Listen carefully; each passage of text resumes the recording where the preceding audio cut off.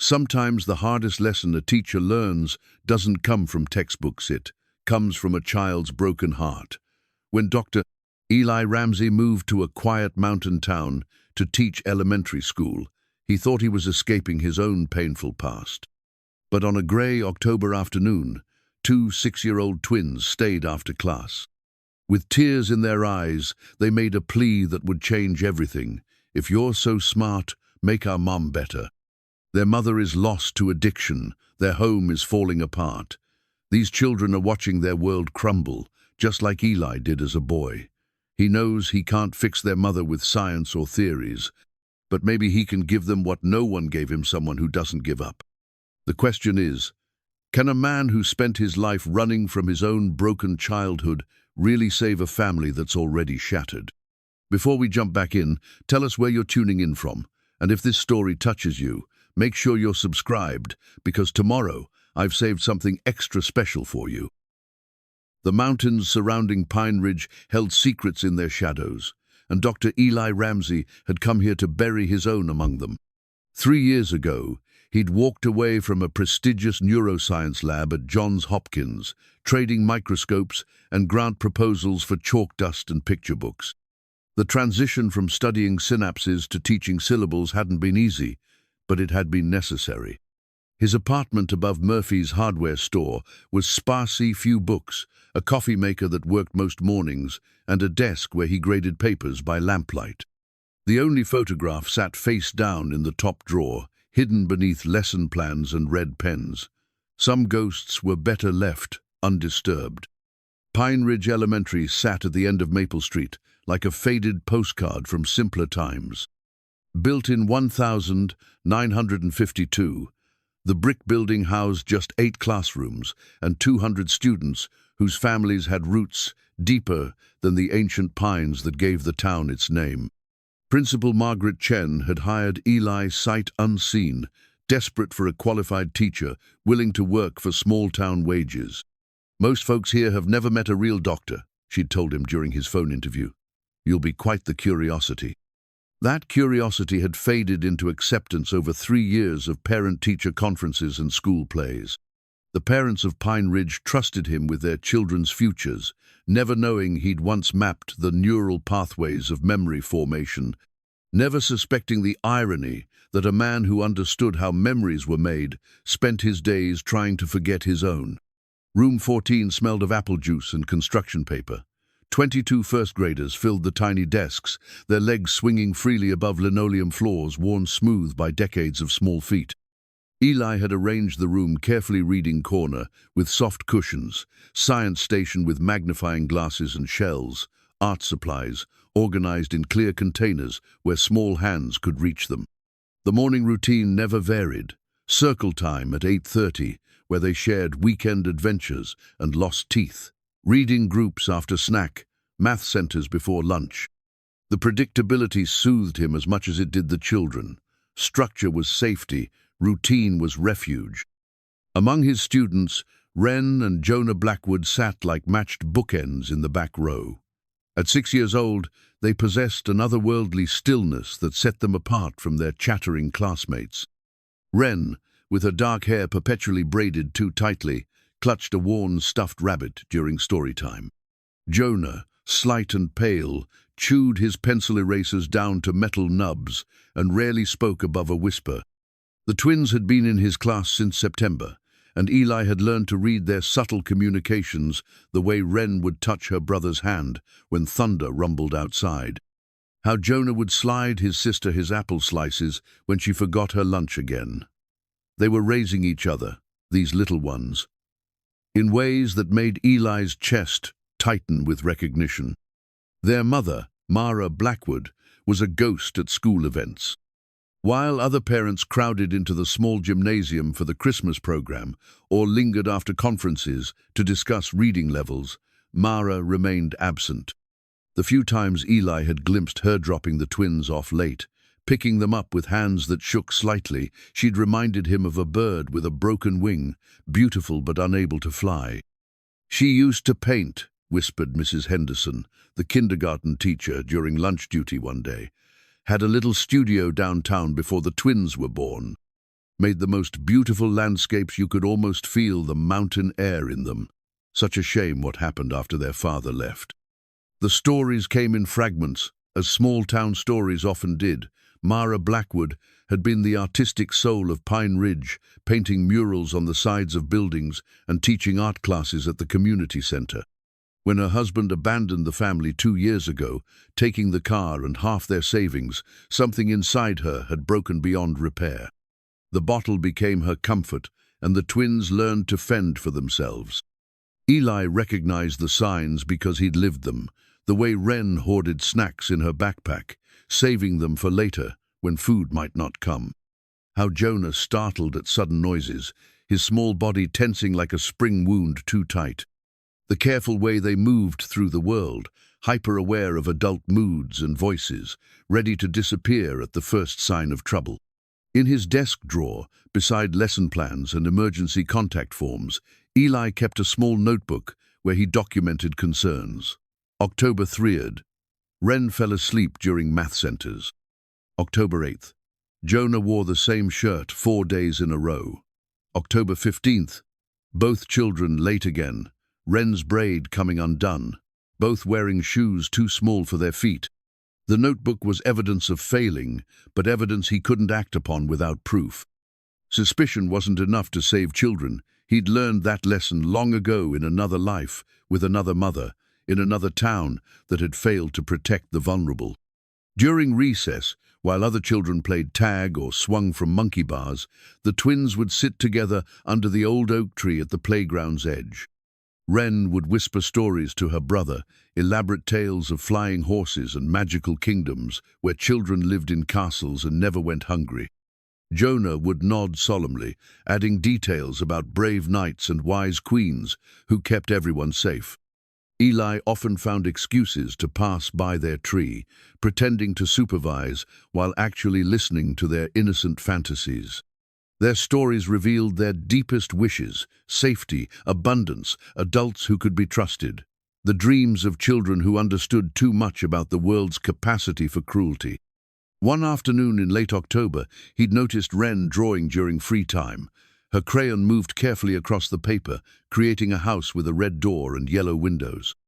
3 stick figures stood in front too, small ones holding hands, one taller figure with long hair flowing like water. Above the house, she'd drawn what might have been the sun, but the way she'd colored it, pressing the yellow crayon until it tore the paper, suggested something more desperate here, wish burning too bright. "That's a beautiful family," Eli had said, kneeling beside her desk. Wren's eyes had filled with tears. She was too young to hide. "It's pretend," she'd whispered. "The mommy in my picture isn't sad all the time." That drawing now lived in Eli's desk drawer, beside his notebook of concerns and a research journal he'd carried from his old life. The journal contained his real work years of neural mapping studies, findings about addiction and brain chemistry that had once seemed like the key to understanding human suffering. Now it felt like ancient history, academic theories that couldn't touch the reality of 2 children who needed their mother to remember how to love them. The October afternoon that would change everything started like any other. Reading groups had finished, math centers were complete, and the children were gathering their backpacks for dismissal. Bus riders lined up at the door, while parent pickup students sat quietly at their desks, waiting for familiar faces to appear in the hallway windows. One by one, the children left. Sarah's grandmother with her kind smile and peppermint smell. Tommy's mother still wearing her nurse scrubs from the clinic. Mrs. Park collecting her 3 grandchildren, speaking to them in gentle Korean mixed with English. Soon, only Wren and Jonah remained, sitting at their desks with backpacks in their laps, watching the door with the stillness of old souls. This wasn't unusual. Mara was often late, sometimes very late. Eli had learned to keep crackers in his desk and picture books, ready for these waiting periods. But today felt different. The twins sat more rigidly than usual, their small hands gripping their backpack straps like lifelines. When 4 o'clock came and went, then 4:30, Eli saw something shift in their expressions. hope dimming to resignation, resignation settling into a familiar despair that no 6-year-old should ever have to master. At 5 o'clock, when the custodian began turning off lights in the empty hallways, Wren finally spoke. "Mr. Ramsey," she said, her voice barely above a whisper, "could we talk to you about something important?" Eli set down his red pen and gave them his full attention. In 3 years of teaching, he'd learned that when children asked for important conversations, they usually were. Jonas slipped from his chair and moved to stand beside his sister, their small bodies pressed together for courage. Wren reached into her backpack and pulled out a piece of paper knot, the family drawing from weeks before, but something new. This drawing showed the same house, the same 3 figures, but now dark scribbles covered the mother figure, angry marks that nearly obscured her shape. "We made this for you," Wren said, placing the paper on Eli's desk with shaking hands. "Because you're really smart, and you used to be a doctor before you became our teacher, and we thought maybe you could help us fix something that's broken." Jonah stepped forward then, his voice barely audible, but carrying the weight of a desperate prayer. "If you're so smart, make our mum better." The words hung in the air like fragile things, and Eli felt something crack open in his Chester place he'd kept carefully sealed since coming to Pine Ridge.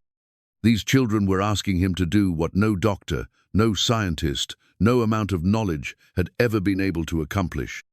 They were asking him to heal a broken heart, to mend a shattered soul, to bring back a mother who was lost in her own darkness. In his desk drawer, beneath the lesson plans and the notebook of concerns, lay his old research journal. Pages and pages of data about neural pathways and chemical dependencies, years of work trying to understand the biology of addiction. All of it useless in the face of 2 children who just wanted their mother to remember how to love them. But as he looked into their hopeful, terrified eyes, Eli realized that maybe his knowledge wasn't the point. Maybe what these children needed wasn't a doctor or a scientist. Maybe they just needed someone who wouldn't give up on their family, someone who understood that healing sometimes happened one day, one moment, one act of stubborn love at a time. "Tell me about your mom," he said gently, moving his chair closer to their desks. "Help me understand what's happening at home." The twins' words settled over the empty classroom like dust after an explosion. Eli looked at their drawing, the mother figure, obscured by angry scribbles, the house that should have been a home, looking more like a prison. His hands felt suddenly heavy, weighted with the enormity of what these children were asking him to do. "Tell me about your mom," he said again, his voice gentler now. "What happens at home that makes you worry?" Wren glanced at her brother, some silent communication passing between them. They'd perfected this wordless language, these two, speaking in glances and touches the way children do when words become dangerous. "She sleeps a lot during the day," Wren finally said, "and sometimes she cries at night when she thinks we can't hear her." Jonah nodded, adding his own piece to the puzzle. "She forgets to make dinner sometimes, and she has bottles that she hides, but we know where they are. The bottles make her different." Wren continued, her small hands twisting the straps of her backpack. "Like she's there, but not really there. Like she's looking at us, but seeing something else." Eli's throat tightened. These children had learned to decode their mother's moods, to navigate the unpredictable landscape of addiction with the survival instincts of much older souls. It was a skill no 6-year-old should ever need to develop. "Sometimes she tries to paint," Jonah whispered. "She gets out her brushes and the colors, and for a little while she looks like she used to look in the pictures, but then she gets sad and puts everything away." "What pictures?" Eli asked. "From before," Wren said. "When Daddy still lived with us and Mama smiled all the time. She had paintings everywhere, on the walls, on the porch, even on the fence posts. Daddy used to say she could paint the sunrise so real you'd think morning was breaking right there in our living room." The image formed in Eli's mind, a house filled with color and light, a mother who saw beauty in the world and captured it for her children to see. What must it feel like to lose that vision, to watch the colors drain away until only gray remained? "Where is your mom now?" he asked. "Do you know if she's coming to pick you up?" The twins exchanged another look, this one heavier with knowledge they wished they didn't possess.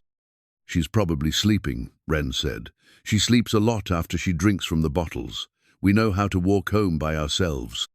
Eli's chest tightened. The walk from school to their house was nearly 2 miles, most of it along the winding mountain road where cars took the curves too fast. He'd driven that route himself countless times, seen how the afternoon shadows fell across the asphalt, creating blind spots that could hide small bodies until it was too late. "I think I should drive you home today," he said, making the decision as he spoke. "Make sure you get there safely." "You don't have to do that," Jonas said quickly, the automatic response of a child who'd learned not to be a burden. "We're good walkers." "I know you are," Eli replied, "but it would make me feel better to know you got home okay. Is that all right with you?" The relief that flooded their faces told him everything he needed to know about how alone these children felt in the world. They gathered their things while Eli locked up the classroom, his mind already racing ahead to what he might find at the Blackwood house. The drive took 15 minutes along roads that climbed steadily into the foothills. The twins sat quietly in his back seat, occasionally pointing out landmarks, the creek where they'd seen a deer last spring, the old barn where someone had painted a mural of wildflowers that was slowly fading in the mountain weather. Their house sat at the end of a gravel drive, a small cabin that might once have been charming, but now sagged under the weight of neglect. The porch steps were rotting, the paint peeling in long strips that fluttered in the October wind. But Eli could see traces of the beauty it had once held: chimes made from pieces of colored glass, flower boxes that still held the dried remains of summer petals, a front door painted the same cheerful red as in Wren's drawing. "That's Mama's studio," Wren said, pointing to a small outbuilding behind the house. "She used to paint out there every morning. She said the light was perfect when the sun came over the mountain." Eli parked beside a rusted pickup truck and walked the twins to their front door. The windows were dark, curtains drawn against the afternoon sun. When Wren tried the handle, it was locked. "Mama must be sleeping really deep," she said, reaching under a flower pot for a hidden key. The casual way she performed this routine told Eli it wasn't the first time they'd come home to a locked house and an absent mother. The key turned easily, and the door swung open to reveal a living room frozen in mid-destruction. Couch cushions lay scattered on the floor, their covers stained with substances Eli didn't want to identify. Empty bottle swine, beer, something stronger created a glass graveyard on the coffee table. The air smelled of stale alcohol and something else, something sweet and sick that made his stomach turn. "Mama?" Wren called softly. "We're home." No answer came from the darkened hallway that led to what Eli assumed were the bedrooms. The twins moved through the chaos with practiced efficiency, Jonah gathering bottles while Wren straightened cushions, both of them cleaning up their mother's mess with the weary competence of children who'd done this many times before. "You don't have to do that," Eli said, but Wren shook her head. "She gets upset when the house is messy," she explained. "And when she's upset, she drinks more from the bottles." It was then that Eli saw it propped against the wall near the kitchen, half hidden behind an overturned chair. An easel held a canvas, and on that canvas was the beginning of something beautiful. Mountains at sunrise, painted in colors so vivid they seemed to pulse with life. But the painting was unfinished, the brushstrokes ending abruptly, as if the artist had simply stopped mid-thought, overwhelmed by the beauty she was trying to capture. Mara's unfinished painting was like looking at a soul interrupted, a creative spirit crying out through addiction's fog. The mountains glowed with golden light, and in the foreground, barely sketched but unmistakably present, were 2 small figures holding hands. Her children, waiting for her to finish bringing them into the light. A sound from the hallway made them all freeze a groan, followed by the shuffle of unsteady footsteps. Mara Blackwood appeared in the doorway like a ghost of herself, thin and pale in clothes that hung too loose on her frame. Her dark hair, so like Wren's, fell in tangles around a face that might have been beautiful before sorrow and alcohol carved lines too deep for her 32 years. "Who's in my house?" she slurred, squinting at Eli, as if he were an apparition she couldn't quite bring into focus. "Mama, this is Mr. Ramsey," Wren said quickly, moving to stand between her mother and her teacher. "He's our teacher. He brought us home." Mara's eyes struggled to focus, moving from Eli to her children and back again. When she saw the cleaned living room, something like shame flickered across her features.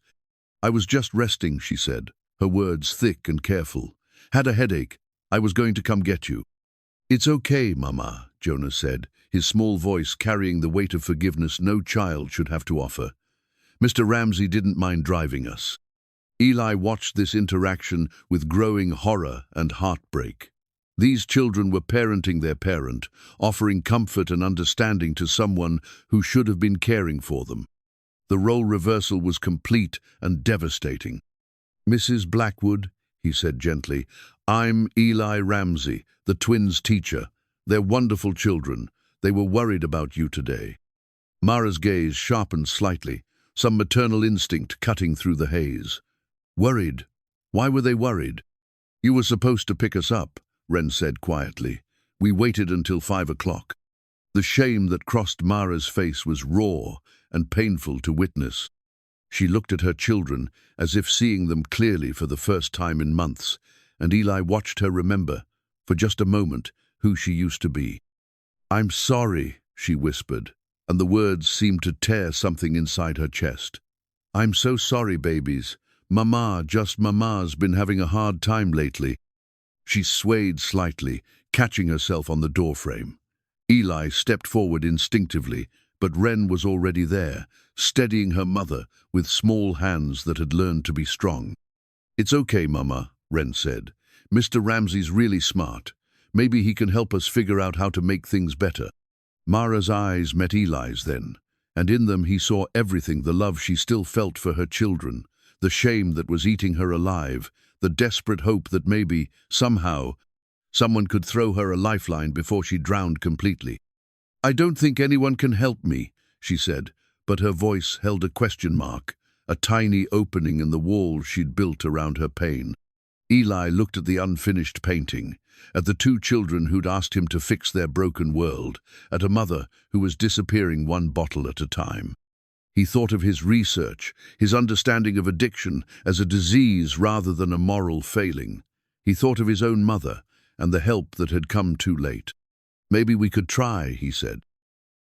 The drive back to his apartment felt longer than usual, Eli's mind replaying every detail of what he'd witnessed at the Blackwood house. The image of Mara swaying in her doorway, the twins' automatic response to clean up their mother's mess. The unfinished painting that spoke of dreams interrupted all of it, churned in his chest like a physical weight. He climbed the narrow stairs to his apartment, his legs heavy with the day's revelations. Inside, the familiar sparseness felt different now, almost sterile compared to the chaotic love and loss he'd seen in that small cabin. He made coffee he didn't want and sat at his desk, staring at the stack of papers that needed grading. The assignments seemed trivial now, worksheets about counting by tens, when two children in his class were counting the bottles their mother hid around the house. Sleep came fitfully that night, filled with dreams of his own childhood home and a mother who'd made similar promises about getting better. He woke at dawn with a headache and a decision forming in his mind like morning mist becoming solid. The next day at school, Eli watched the twins with new eyes. He noticed how Wren carefully divided her snack into 2 portions, saving half for Latera, perhaps for her brother if he ran out. He saw how Jonah's attention drifted during math lessons, his small face wearing the worried expression of a child carrying adult concerns. They were functioning, these resilient little souls, but functioning wasn't the same as thriving. During lunch, while his students ate in the cafeteria, Eli walked down the hall to the main office. Principal Chen looked up from her computer as he knocked on her doorframe. "Eli, come in. You look like you've got something weighing on your mind." Margaret Chen had been principal at Pine Ridge Elementary for 15 years, long enough to develop an intuition about when her teachers needed to talk. She was a small woman with graying hair and kind eyes behind wire-rimmed glasses, the sort of educator who'd gone into administration not for power, but to better serve children. "It's about the Blackwood twins," Eli said, settling into the chair across from her desk. "I'm concerned about their home situation." Margaret's expression grew serious. "I've been wondering when someone would bring this up. What did you observe?" Eli chose his words carefully, walking the line between professional concern and personal involvement. He described the twins' behavior patterns, their frequent tardiness, the signs of neglect he'd documented in his notebook. He mentioned yesterday's late pickup and his decision to drive them home, though he kept the details of what he'd found there deliberately vague. "I've seen similar patterns before," Margaret said when he finished. "The question is, what do we do about it? We can't act on suspicion alone, and sometimes well-meaning intervention makes things worse for the children." "What if we started small?" Eli suggested. "Extra support at school, maybe a breakfast program for the twins, counseling services, ways to help them here while we figure out how to help at home." Margaret nodded slowly. "The district has resources for at-risk students. I could make some calls, see what services we can access." "And Eli?" She studied his face carefully. "I know you have a background in research. Sometimes that analytical mind can be both a blessing and a burden when you're dealing with the messy realities of family dysfunction. Don't try to save everyone." Her words carried the weight of experience, and Eli wondered what other teachers she'd watched burn themselves out trying to fix problems bigger than any one person could handle. But as he walked back to his classroom, he couldn't shake the image of Wren's drawing the mother figure, obscured by angry scribbles, waiting to be redeemed. That afternoon, he kept a closer eye on dismissal time. When 4 o'clock came and went without any sign of Mara, Eli made a decision. Instead of waiting until the building emptied, he approached the twins at 4:15. "Would you like me to call your mom and check if she's on her way?" he asked. The twins exchanged their wordless communication before Wren shook her head. "She doesn't like phone calls during the day. They make her nervous." Another piece of the puzzle. Phone calls triggered anxiety, probably because they often brought bad news, overdue bills, concerned teachers, worried neighbors. Eli understood the impulse to avoid contact with the outside world when your inside world was falling apart. At 4:30, he made another decision. "How about we work on some art projects while we wait?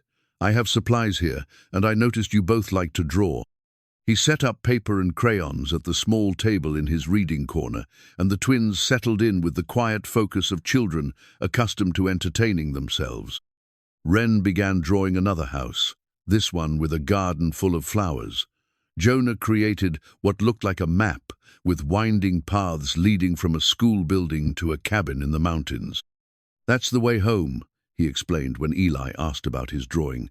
"Sometimes Wren and I pretend we're explorers, and we have to follow the secret paths to get back to our castle." "Is your house a castle?" Eli asked, settling into a child-sized chair beside them. "It could be," Wren said seriously.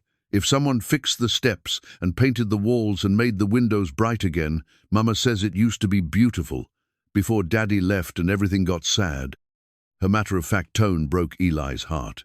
These children had learned to accept sadness as a permanent condition, the way other children accepted seasons or weather. They'd adapted to living in the shadow of their mother's pain, making themselves small enough to fit in the spaces between her grief. At 5 o'clock, Mara's truck pulled into the school parking lot with a grinding of gears that suggested mechanical problems. Through the classroom windows, Eli watched her sit behind the wheel for several minutes, gathering courage or composure, or both. When she finally walked toward the building, her movements were more controlled than yesterday, though he could still see the tremor in her hands. "I'm sorry," were the first words out of her mouth when she reached the classroom. "I lost track of time. I was working on something, and I just lost track of time." "It's no problem," Eli said, helping the twins gather their artwork. "We were having fun with some drawing projects."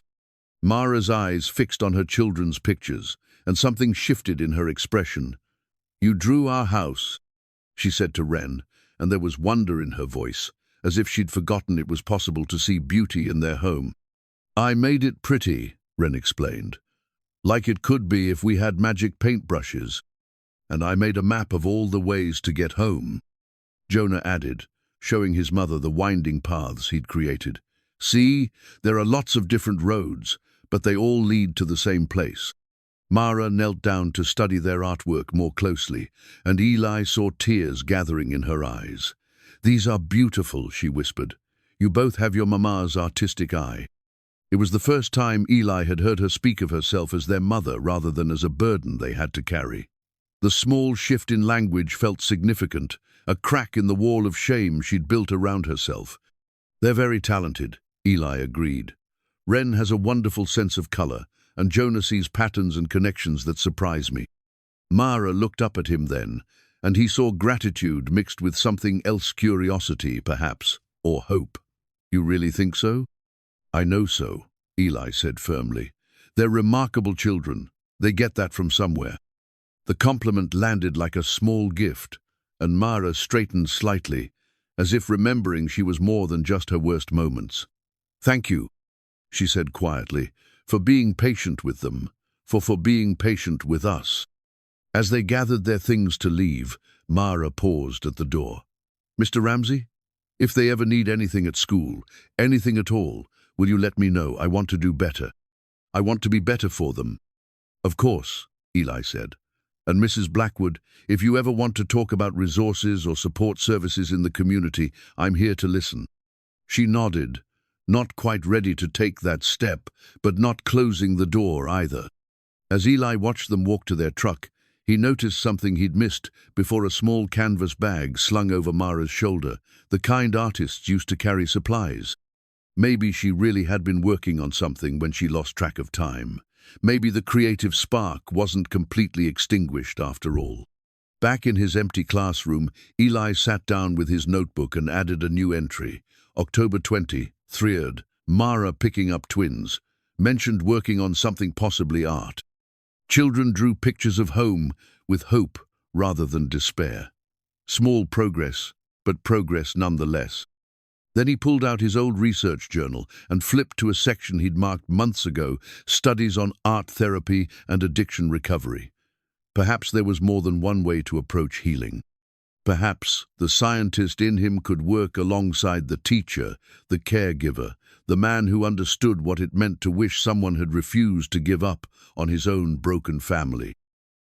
The old family photograph lived in the back of Eli's desk drawer, buried beneath lesson plans and emergency contact forms, like a secret he wasn't ready to share with the world.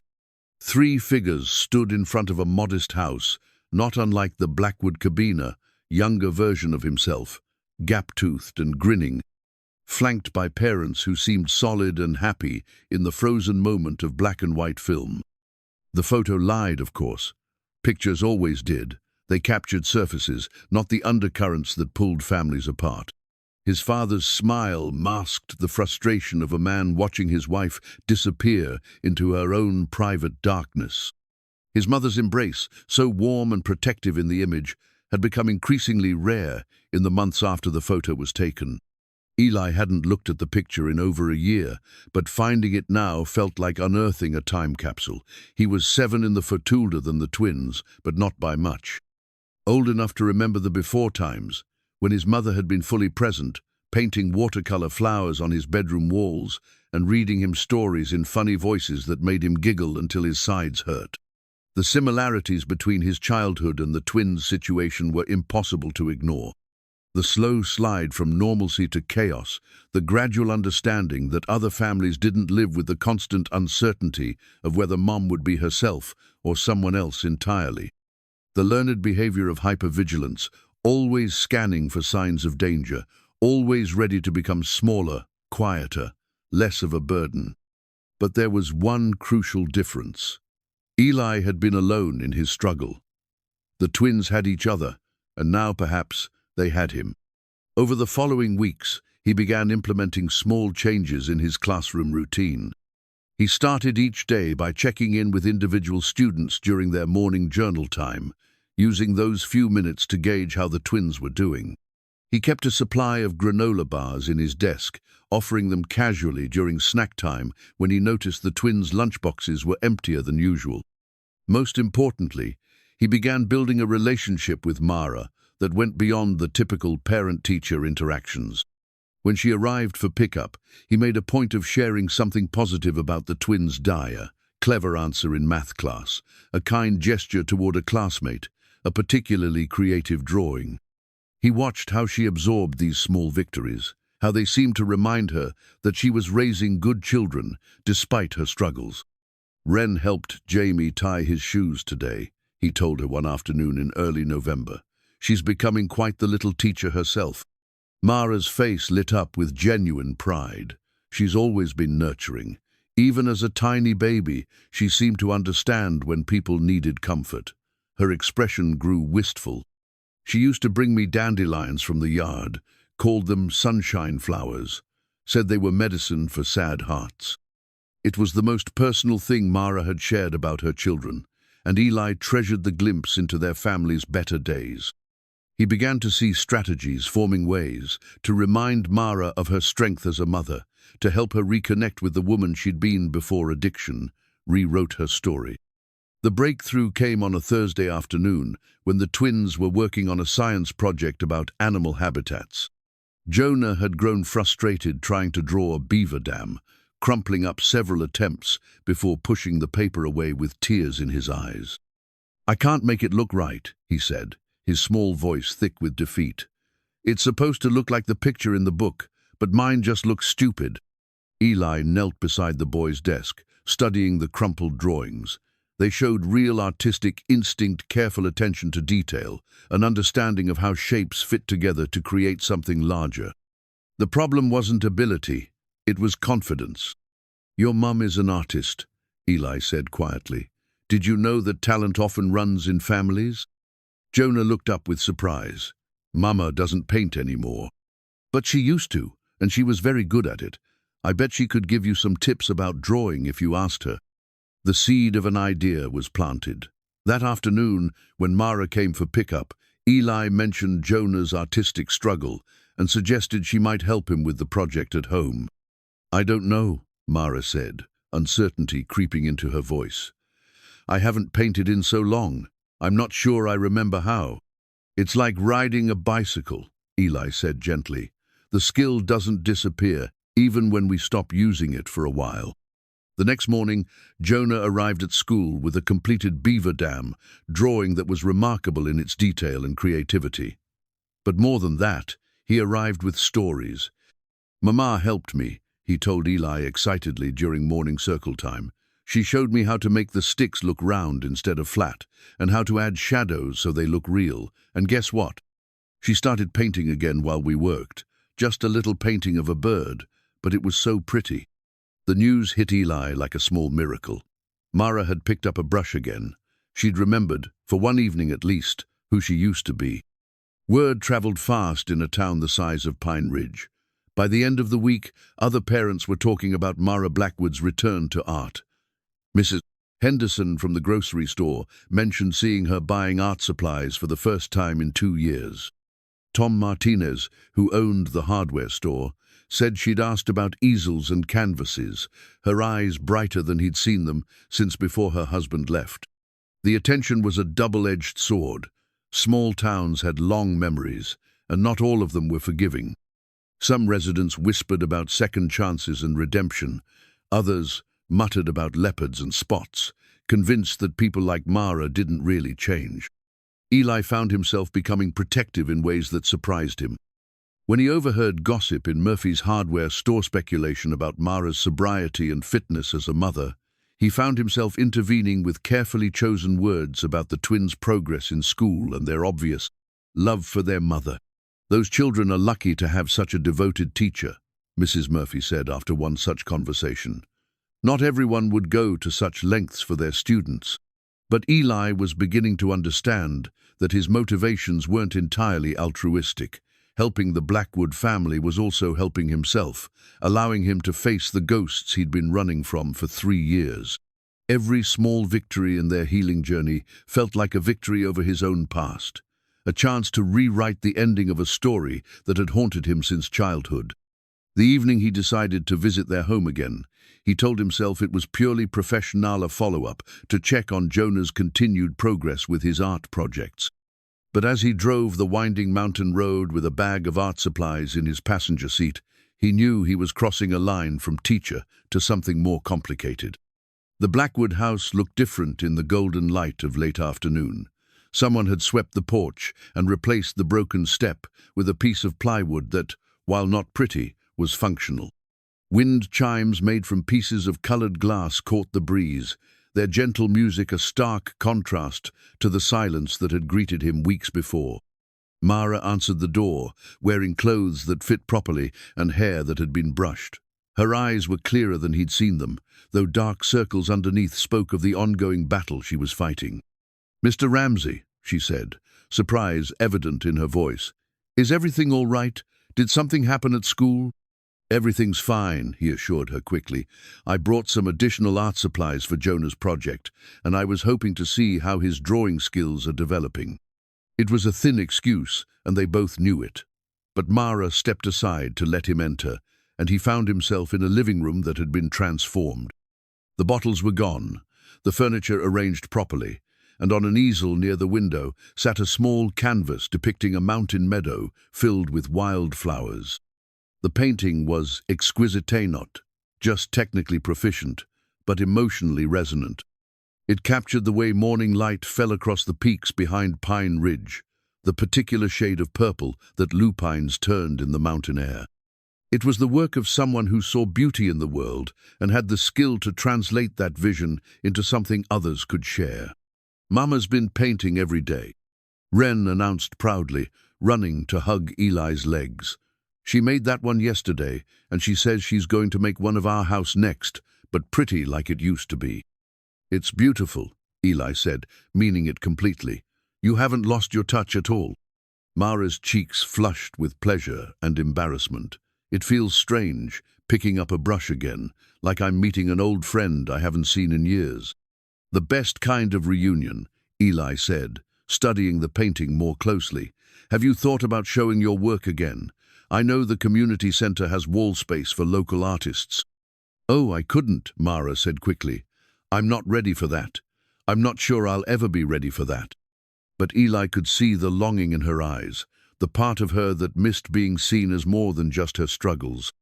As he watched her interact with her children, helping Jonah with his drawing, listening to Wren's elaborate stories about Magical Kingdom, she began to understand that recovery wasn't just about putting down the bottle. It was about picking up the pieces of the person you used to be and figuring out how to put them back together in a new configuration. The crumpled AA meeting schedule fell out of Mara's purse while she was looking for her car keys, landing on Eli's classroom floor like a small admission of defeat. She snatched it up quickly, her cheeks burning with embarrassment, but not before Eli caught a glimpse of the times and locations penciled in the margins meetings she'd circled, meetings she'd crossed out, a paper trail of good intentions that had never quite translated into action. "I keep meaning to go," she said quietly, stuffing the schedule back into her purse with shaking hands. "I've driven to the community center 3 times this month, sat in the parking lot, just never made it through the door."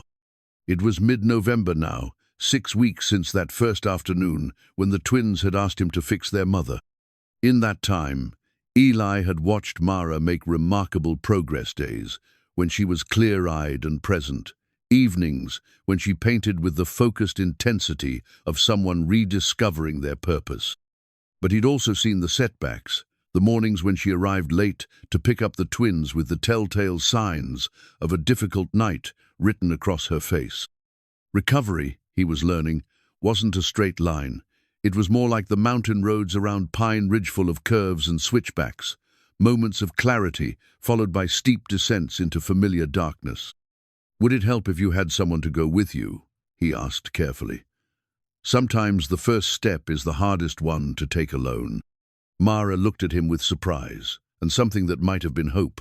"You would do that? Go to a meeting with me?" "I would," Eli said, meaning it completely, "if you think it would help." The truth was, he'd been researching treatment options for weeks, diving back into the scientific literature he'd once lived in. His apartment now contained stacks of printouts about addiction medicine, cognitive behavioral therapy, and the neurological changes that occurred during recovery. But all the research in the world couldn't replace the simple act of showing up for someone who was struggling. They agreed to attend the Thursday evening meeting at the community center. Eli arrived early, parking near the back of the lot where he could see Mara's truck when she arrived. At 7:15, just when he was beginning to worry she'd changed her mind, he saw her vehicle pull in slowly, hesitating before finding a parking spot. She sat in her truck for several minutes, gathering courage the way some people gathered their belongings. When she finally emerged, she moved like someone walking toward the edge of a cliff-edge step, deliberate and potentially final. "I'm nervous," she admitted when they met at the entrance to the community center. "What if someone recognizes me? What if they judge me for taking so long to get help?" "Then they'll have forgotten what it felt like to be in your shoes," Eli said. "Anyone who's been where you are will understand that getting here at all is an act of courage." The meeting was held in the same room where the town held holiday parties and school board meetings. Folding chairs arranged in a circle, industrial carpet that had seen better decades, fluorescent lights that cast everything in slightly harsh relief. About 15 people had gathered, ranging in age from barely out of high school to well into retirement. Some looked like they'd been attending these meetings for years. Others carried the same nervous energy that radiated from Mara. When it came time for introductions, Mara's voice was barely above a whisper. "I'm Mara, and I'm an alcoholic." The words seemed to surprise her as she spoke them, as if hearing herself say them out loud made them more real than they'd been in the privacy of her own mind. Eli watched her throughout the meeting, saw how she absorbed the stories shared by other tales of loss and recovery, of families rebuilt and careers salvaged, the daily choice to keep choosing sobriety even when it felt impossible. When the meeting ended, she lingered in her chair while others filed out, as if reluctant to leave this space where her struggle had a name and a community. "How do you feel?" Eli asked as they walked to their cars. "Terrified," she said honestly, "but also relieved, like maybe I'm not the only person who's made such a mess of things."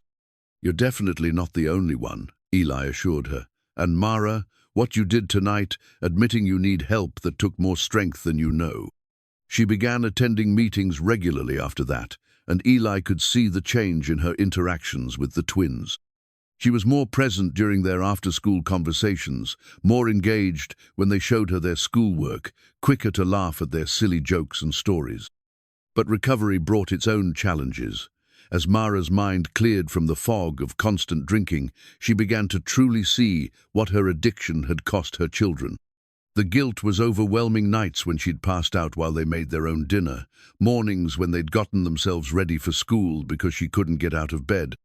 The countless small moments of childhood she'd missed while lost in her own pain.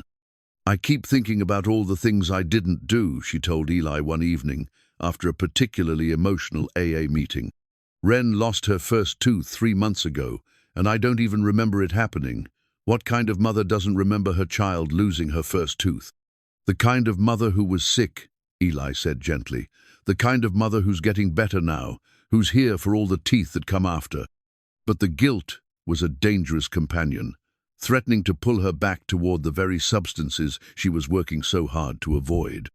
Eli watched her struggle with the weight of her regrets, saw how some days the shame made her want to disappear again rather than face what she'd done. The crisis came on a Tuesday in late November. Snow had begun falling early that morning, coating the mountain roads in a treacherous layer of white.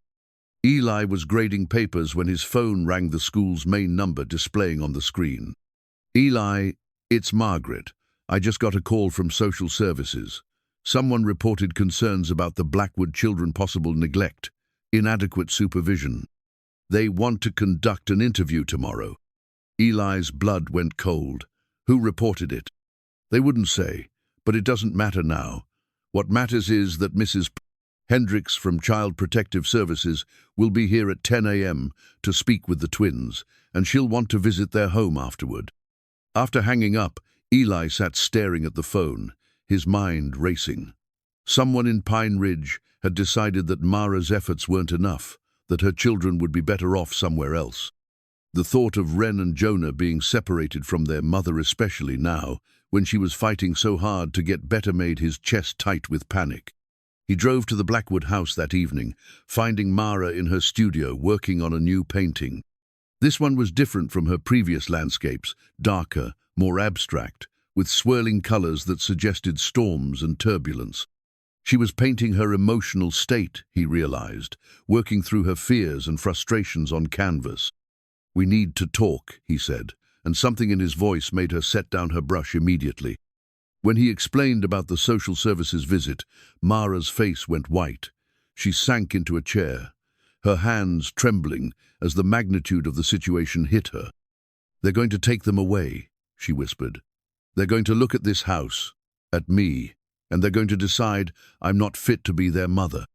"That's not necessarily true," Eli said, though his own fear made the words sound hollow. "You've been sober for 3 weeks, you're attending meetings, the house is clean, the children are well cared for." 3 weeks, Mara laughed bitterly. 3 weeks against 2 years of being the worst mother in the world. "Do you think that's going to matter to them?" Eli knelt beside her chair, taking her hands in his. They were paint-stained and cold, the hands of an artist who was rediscovering her craft, even as her world threatened to fall apart. "Listen to me," he said firmly. "You are not the worst mother in the world. You're a mother who got sick, and you're a mother who's getting better. Ren and Jonah know that.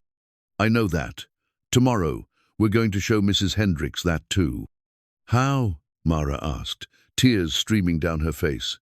"How do I prove that I'm worth keeping my children?" "By being exactly who you are right now," Eli said. "The mother who helps with homework, who paints with her son, who's fighting every day to be present in their lives. The mother who was brave enough to ask for help."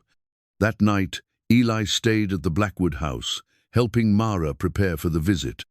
They organized documenture AA attendance records, the twins' improved school reports, medical records showing she was seeking treatment. More importantly, they talked about what she would say, how she would present her story not as a tale of failure, but as one of recovery. "What if it's not enough?" Mara asked, as they sat at her kitchen table, surrounded by paperwork. "Then we fight," Eli said. "We get you a lawyer, we present evidence of your progress, we show them that these children belong with their mother." "Why are you doing this?" she asked suddenly. "Why are you risking so much to help us?" Eli was quiet for a long moment, thinking of the photograph in his desk drawer, of the mother he'd lost to addiction when he was not much older than the twins. "Because everyone deserves someone who doesn't give up on them," he said finally. "Because your children asked me to help, and I'm not ready to tell them I can't." As dawn broke over the mountains, painting the snow-covered peaks in shades of gold and pink, Eli helped Mara practice what she would say to the social worker.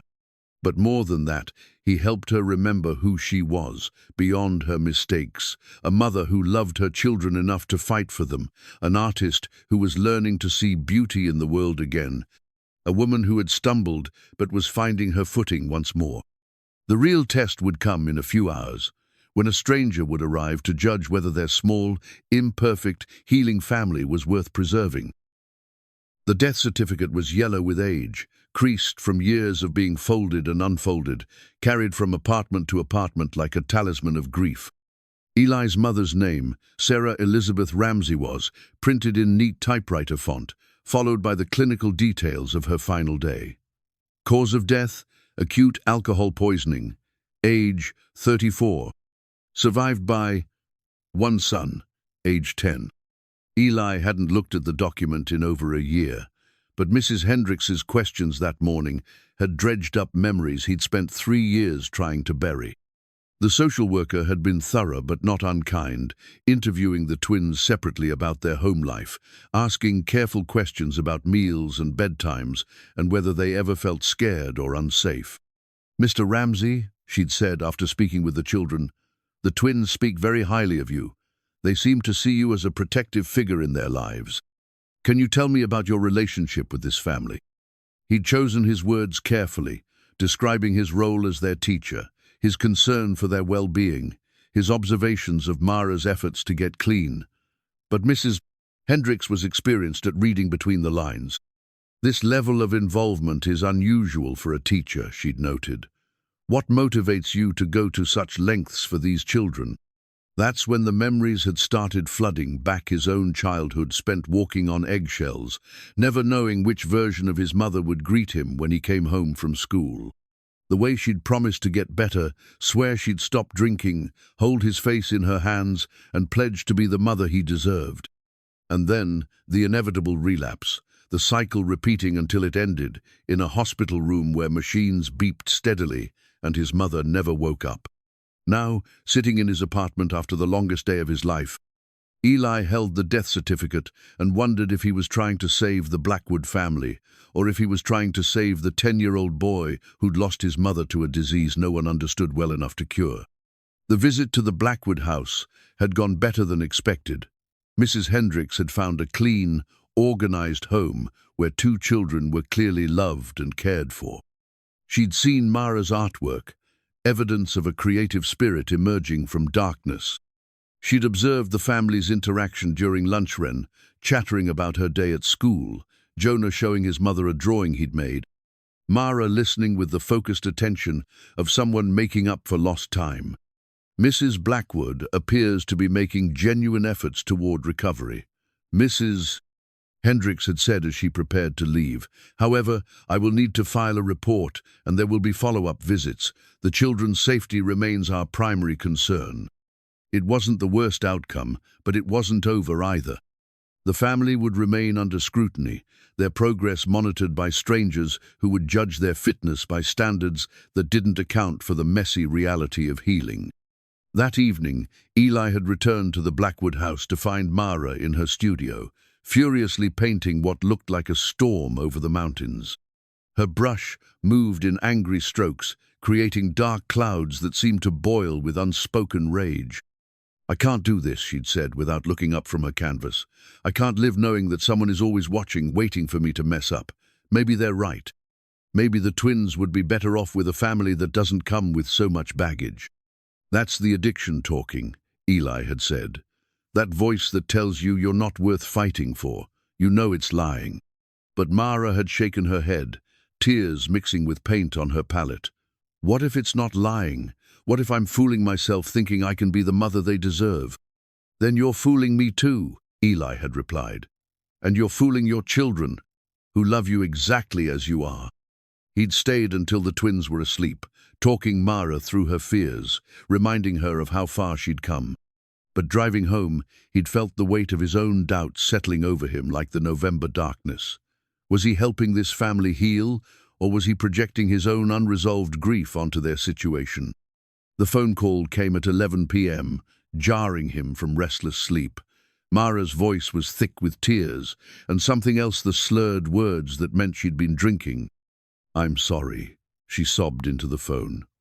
"I'm so sorry, Eli.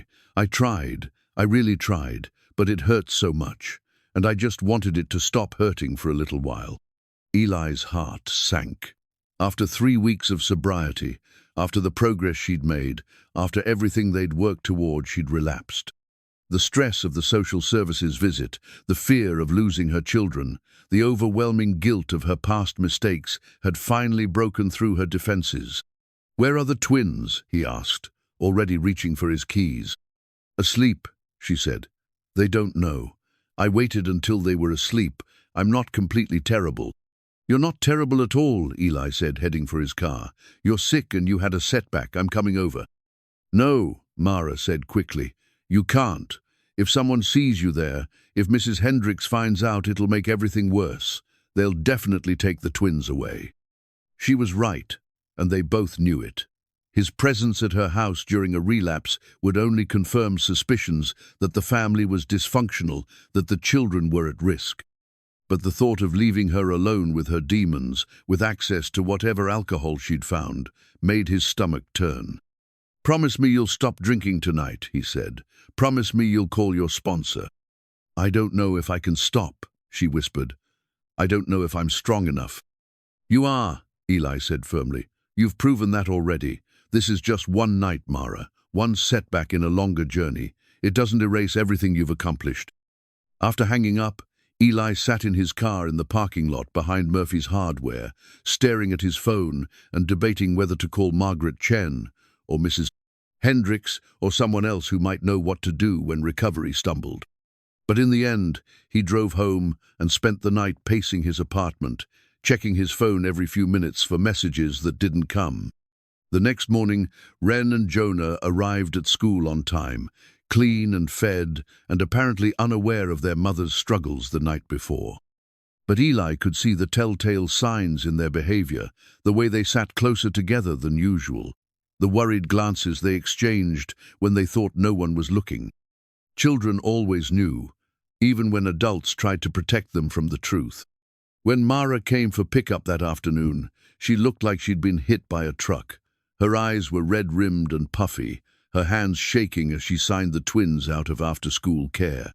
She met Eli's gaze briefly, and in her expression he saw shame so profound it was almost physical. "We need to talk," he said quietly, and she nodded. After the twins were buckled into their car seats, Mara lingered by his classroom door. "I called my sponsor," she said without looking at him. "Went to an emergency meeting this morning, started my count over." "Good," Eli said. "That's what recovery looks like, not perfection, but getting back up when you fall." "Mrs. Hendricks is going to find out," Mara said. "Someone will tell her, or she'll see it in my face, or—" "Maybe," Eli agreed. "But maybe not, and even if she does, that doesn't mean it's over. It means you have to work harder to prove that this was a setback, not a surrender." As he watched her drive away with the twins, Eli thought about the death certificate in his desk drawer, about the promise he'd made to children who'd asked him to fix their broken world. His mother had relapsed too, many times, before the final one that took her away forever. But maybe, just maybe, Mara's story could have a different ending. The question was whether he was strong enough to help write it, and whether his own unhealed wounds would allow him to see the difference between saving the Blackwood family and trying to resurrect the dead. The medical emergency bracelet was silver, tarnished with age, hidden beneath a pile of unpaid bills in Mara's kitchen drawer. Eli discovered it by accident while helping her organize paperwork for her second meeting with Mrs. Hendricks, who had indeed learned about the relapse through Pine Ridge's efficient gossip network. "What's this?" he asked, holding up the bracelet. The engraving was partially worn away, but he could make out the words, "Mara Blackwood, epileptic, emergency contact," followed by a phone number that had been disconnected years ago. Mara looked up from the documents they'd been sorting, and her face went white. "I forgot I still had that," she said quickly, reaching for the bracelet. "It's old, from before the twins were born." But Eli had spent too many years in medical research to dismiss the significance of what he was holding. "Mara, are you telling me you have epilepsy? Are you taking medication for it?" The question hung in the air like a challenge. Mara sank into her kitchen chair, her hands trembling in a way that suddenly seemed less like withdrawal and more like something else entirely. "I was diagnosed when I was 19, she said quietly. "Started having seizures in college. The medication worked well for years, but after the twins were born, everything got so expensive. When David left and took the insurance with him, I had to choose between groceries and prescriptions." Eli felt the world shift around him, pieces of a puzzle he hadn't even known he was solving, suddenly clicking into place. "How long have you been off your medication?" "About 18 months, Mara admitted. "I know it was stupid, but the seizures weren't happening very often, and the kids needed so many things." "Mara," Eli interrupted, his voice urgent with understanding. "Alcohol withdrawal can trigger seizures in people with epilepsy, and alcohol itself can interfere with seizure medications even when you are taking them. This isn't just addiction, this is a medical emergency that's been going on for over a year." The implications crashed over him like a wave. The trembling hands he'd attributed to drinking, the confusion and disorientation that seemed worse than simple hangovers. The desperate return to alcohol whenever she tried to quit, not just psychological dependence, but her brain's terrified response to withdrawal that could literally kill her. "Why didn't you tell anyone?" he asked. "Why didn't you tell your doctor, or your sponsor, or me?" Mara's eyes filled with tears. "Because I was ashamed. Because I knew it was my fault for stopping the medication. Because I thought if people knew I had epilepsy on top of everything else, they'd definitely take the twins away. Who wants their children raised by someone who could have a seizure at any moment?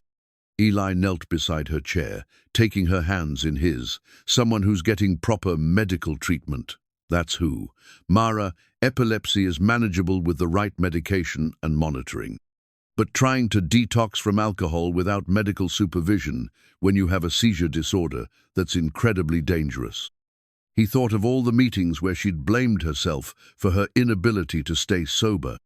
All the nights she'd called herself weak for giving in to cravings that were actually her brain's desperate attempt to prevent seizures.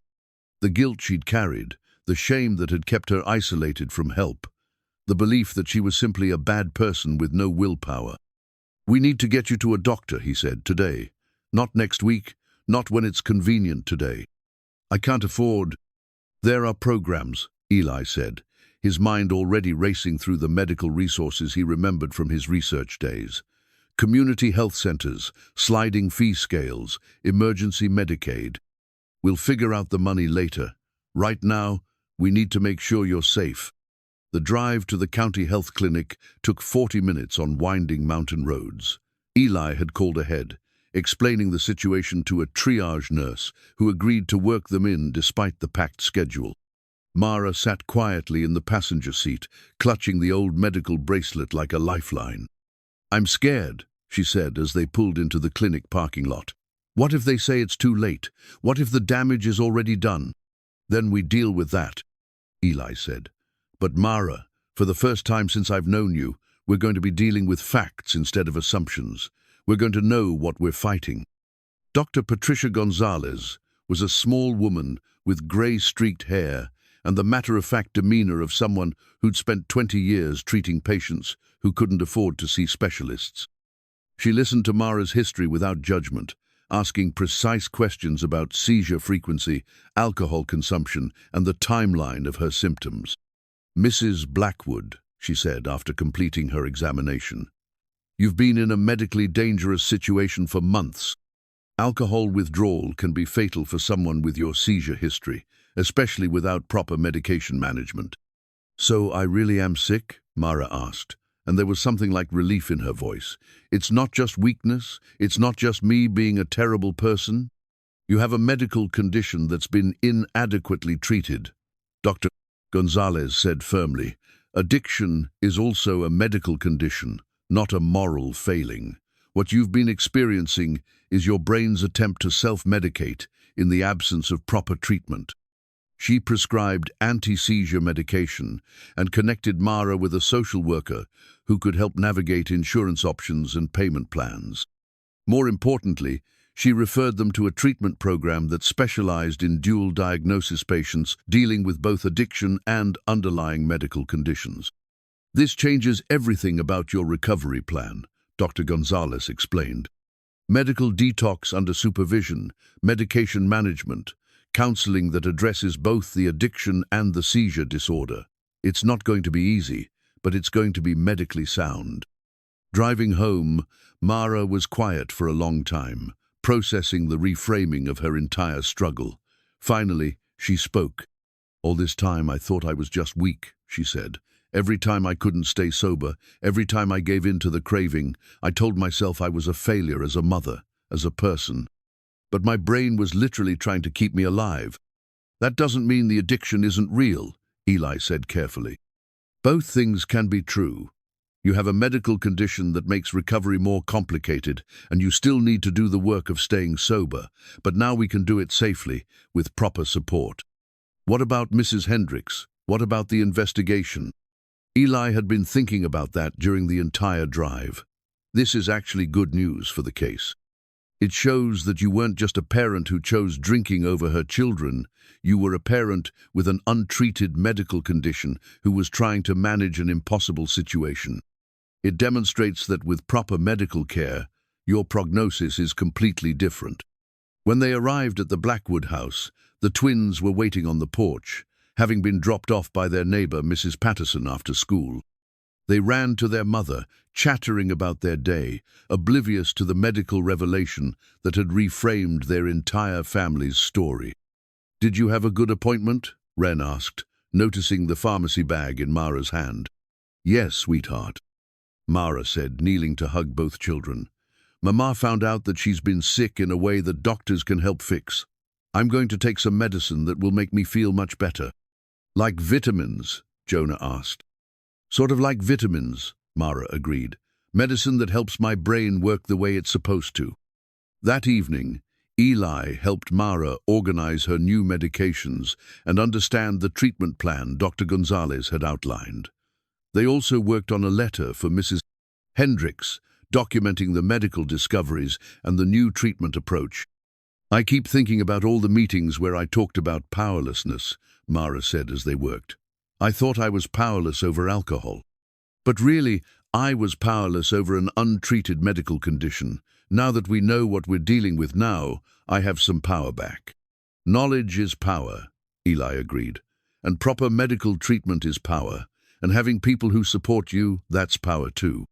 As he prepared to leave that night, Mara caught his arm. "Eli, why did you look through that drawer? What made you notice the bracelet?" He considered the question, thinking about the research journal in his own desk drawer, the years he'd spent studying addiction and brain chemistry. "Maybe because I've spent so long trying to understand why some people recover and others don't," he said. "Maybe because I knew there had to be missing pieces to your story. What if we'd never found it? What if I'd kept trying to get sober without knowing about the seizure disorder?" Eli didn't want to answer that question directly, but they both knew the statistics. People with untreated dual diagnoses had significantly lower recovery rates and much higher risk of fatal complications during withdrawal. "But we did find it," he said instead, "and now everything changes." For the first time in months, Mara smiled with something that looked like genuine hope.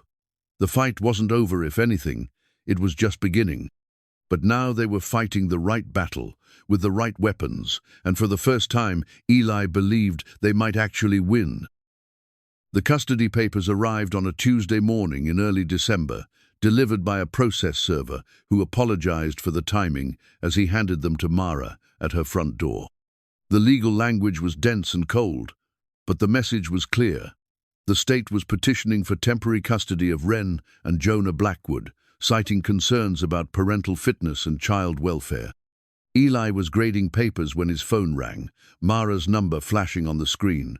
Her voice was steady when she spoke, but he could hear the brittleness underneath, like ice over deep water. "They're really going to try to take them," she said. "The hearing is scheduled for December 18th, 3 days before Christmas." The timing felt deliberate, designed to maximize emotional impact. Eli set down his red pen and gave her his full attention. "What does your lawyer say?" "I don't have a lawyer yet. The legal aid office said they can assign someone, but they're overwhelmed with cases. I might not meet with anyone until the day before the hearing." Eli closed his eyes, feeling the weight of the moment. Everything they'd worked toward Mara's medical treatment, her progress in recovery, the family's slow healing now, hung in the balance of a legal system that moved by its own logic and timeline. "We need to change that," he said. "You need proper representation. Someone who understands dual diagnosis, someone who can present your medical situation as evidence of recovery rather than additional liability." That afternoon, Eli made a decision that would either save the Blackwood family or destroy his own career. He called Dr. Patricia Gonzalez at the county clinic, asking for detailed medical records and a professional assessment of Mara's progress. He contacted the director of the Dual Diagnosis Treatment Program, requesting documentation of Mara's participation and prognosis. Most significantly, he used connections from his former research career to reach out to Dr. Sarah Kim, an addiction specialist at the State University, who'd published extensively on dual diagnosis cases. "You're asking me to serve as an expert witness in a custody case," Dr. Kim said during their phone conversation. "That's a significant commitment. What's your relationship to this family?" Eli had been dreading this question, knowing his answer would determine whether Dr. Kim would help or politely decline. "I'm the children's teacher. But more than that, I'm someone who believes this family can heal with proper support. And you have medical background yourself. I was a neuroscientist before I became a teacher. I understand the research on addiction and seizure disorders. I know what Mara has been fighting, and I've seen what she's capable of when she has proper medical treatment. Dr. Kim was quiet for a long moment. Send me her medical records and treatment documentation. If the science supports your assessment, I'll consider testifying on her behalf. But understand, I won't compromise my professional integrity for anyone. I wouldn't ask you to, Eli said. I'm only asking you to look at the evidence and draw your own conclusions. While he worked to assemble Mara's legal defense, the emotional toll on the twins became increasingly apparent. They'd overheard enough adult conversations to understand that something serious was happening, and their behavior at school reflected their anxiety. Ren stopped eating lunch, picking at her food, while staring out the window. Jonah began having nightmares, waking up crying for his mother in the middle of nap time. Are we going to have to go live somewhere else? Ren asked him one afternoon during reading time, her voice small and scared. Eli knelt beside her desk, choosing his words carefully. Some grown-ups are worried about you and your brother, and they want to make sure you're safe and happy. Your mama is working very hard to show them that home is the best place for you to be. But what if they don't believe her? Jonah asked, joining the conversation with the worried expression that had become his default. Then we keep fighting, Eli said. Sometimes when people don't understand a situation, you have to help them learn. That's what we're going to do. The twins nodded with the solemn acceptance of children who'd learned too young that adult decisions could reshape their world without warning. But that evening, Eli found himself staring at his reflection in his bathroom mirror, wondering if he was making promises he couldn't keep. His apartment had become a war room of sorts, legal documents and medical reports covering every surface. He'd taken vacation days to research case law, to interview character witnesses, to coordinate with Mara's new lawyer David Chen, Margaret's nephew, who specialized in family law and had agreed to take the case at a reduced rate. The medical discovery is our strongest asset, David explained during a strategy meeting at the Blackwood house. Mrs. Blackwood wasn't simply choosing alcohol over her children, she was managing an untreated medical condition in the absence of proper health care. That fundamentally changes the narrative. But she still relapsed, Eli pointed out, even after starting treatment. How do we address that? We present it as part of the medical reality, David said. Seizure disorders can cause breakthrough symptoms, even with medication. Her relapse occurred during a period of extreme stress, which is a known trigger for seizures. We show that she immediately returned to treatment and has been compliant since then. Mara sat quietly during most of these discussions, overwhelmed by the legal machinery that had mobilized around her family's crisis. She'd been sober for 3 weeks since starting her seizure medication, attending both AA meetings and medical appointments with the dedication of someone fighting for her life. I never imagined it would come to this, she said after David left that evening. When I first started drinking, I told myself it was just to get through the hard days. I never thought I'd end up in court fighting to keep my children. Addiction is a progressive disease, Eli said gently. But so is recovery. Every day you choose sobriety, you're building evidence of your commitment to healing. The week before the hearing, Pine Ridge's small community began choosing sides in ways that surprised everyone. Mrs. Patterson, the neighbor who'd been watching the twins after school, wrote a letter describing Mara's transformation over recent months. Tom Martinez, from the hardware store, testified about her sobriety and her renewed interest in art supplies. Even Principal Chen, despite her professional caution, provided documentation of the twins' improved school performance and emotional stability. But support came with opposition. Anonymous complaints had been filed about noise from the Blackwood house complaints that turned out to be unfounded but created additional paperwork. Someone had called the school questioning Eli's unusual interest in the family, forcing Margaret to document their professional relationship and his exemplary record as a teacher.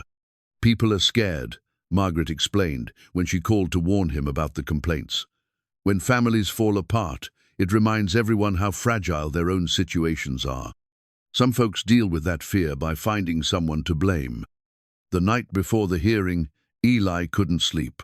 He walked the quiet streets of Pine Ridge, past houses where families slept peacefully, not knowing their neighbor's fate would be decided in a few hours. He found himself at the elementary school, using his key to enter the empty building and sit in his classroom where this all began. The twins' artwork still decorated the walls, drawings of houses and families, maps of imaginary kingdoms, portraits of the people they loved. On his desk, he kept the latest drawing Wren had made, a family of 3 standing in front of a house with a bright red door.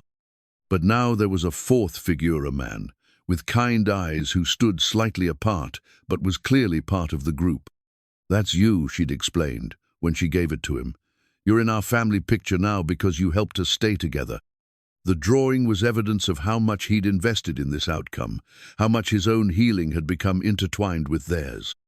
If he lost them tomorrow, the system decided that love and effort weren't enough to overcome past mistakes. He wasn't sure how he'd recover from the failure.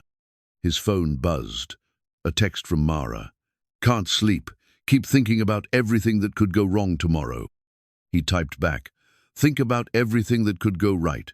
Think about Christmas morning with your children in your own home. What if the judge doesn't believe we've changed?